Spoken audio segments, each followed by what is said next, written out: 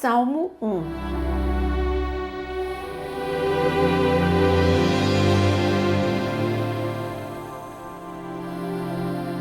Bem-aventurado é aquele que não anda no conselho dos ímpios, não se detém no caminho dos pecadores, nem se assenta na roda dos escarnecedores. Pelo contrário, o seu prazer está na lei do Senhor e na sua lei medita de dia e de noite. Ele é como a árvore plantada junto a uma corrente de águas, que no devido tempo dá o seu fruto e cuja folhagem não murcha, e tudo que ele faz será bem-sucedido. Os ímpios não são assim, são porém como a palha, que o vento dispersa. Por isso, os ímpios não prevalecerão no juízo, nem os pecadores da congregação dos justos, pois o Senhor conhece o caminho dos justos, mas o caminho dos ímpios perecerá. Este salmo é muito profundo. Primeiro você precisa entender o que é salmo. Salmo, aqui tem muitas pessoas, muitos salmistas. No decorrer de toda essa leitura deste livro, você vai ver, nós temos os filhos de Coré, Asaf, Davi, Moisés, entre outros. E salmos são músicas. Estes homens, eles recebiam de Deus a letra, a melodia e levantavam como adoração esses salmos. Mas o salmo hoje chega até nós sem a melodia, só a letra. Mas é uma letra de profundidade vindo diretamente do céu.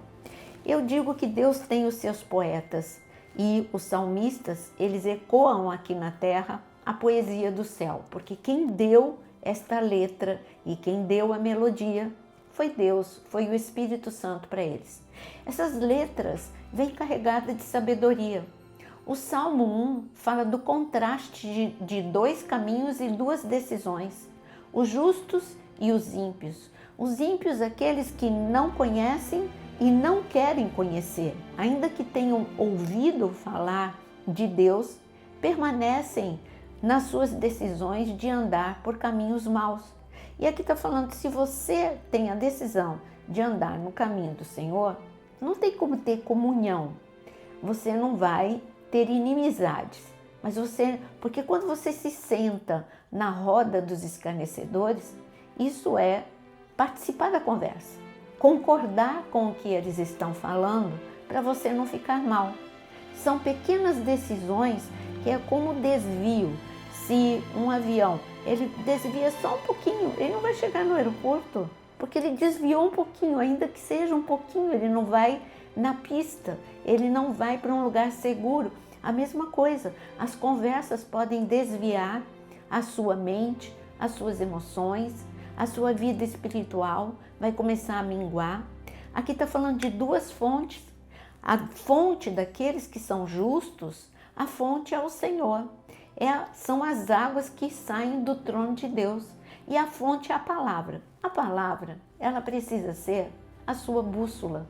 A palavra de Deus, ela vai te confrontar sobre mentira, falta de perdão. Ela vai te confrontar no teu dia a dia sobre você ser uma pessoa que abriga a ira, uma pessoa que não aceita a transformação. São pequenas decisões diárias. Aqui está falando a recompensa de quem está conectado com a fonte certa, que é Deus. Número 1, felicidade. Feliz, bem-aventurado é feliz. Então você tem uma felicidade que não provém de momentos. Você é feliz, você é grato. Segunda colheita daqueles que realmente estão conectados com a fonte de Deus. Eles são bem-sucedidos em tudo aquilo que fazem. Não é isento de problema. Está escrito que Davi tinha a unção de bom êxito. E toda guerra que ele entrava, ou tudo que ele tinha que fazer, ele tinha bom êxito na vida dele. É isso que está escrito sobre Davi. Mas Davi não estava isento de problemas. Ele tinha problemas com Saul, ele teve problemas com Absalão, ele tinha muitos problemas, mas ele tinha unção de bom êxito. E o sucesso de Deus não é estar isento de problemas, é todo mundo ver que Deus está com você quando você está passando por aquele problema. E aqui está falando, qual é a recompensa do ímpio? É ser destruído, porque é como palha. A palha, ela vai embora com o vento, não tem nada que sustenta, é algo leve e nada produtivo. Então é uma vida que é destruído pelos problemas, é destruído com as adversidades. Ele não tem alicerce, é a famosa casa, na rocha ou na areia. E então essas pessoas, agora cuidado, tem pessoas que podem estar dentro da igreja e que têm um comportamento, um linguajar ou uma forma de conduzir a vida que a escolha dela não é o caminho apertado, a porta estreita, é a porta larga. Ela está dentro da igreja, mas ela continua mentindo, ela continua falando mal dos outros. Então, cuidado, a roda dos escarnecedores não é simplesmente pessoas que não conhecem a Deus. A roda dos escarnecedores pode estar dentro da igreja e você precisa estar atento a tudo isso.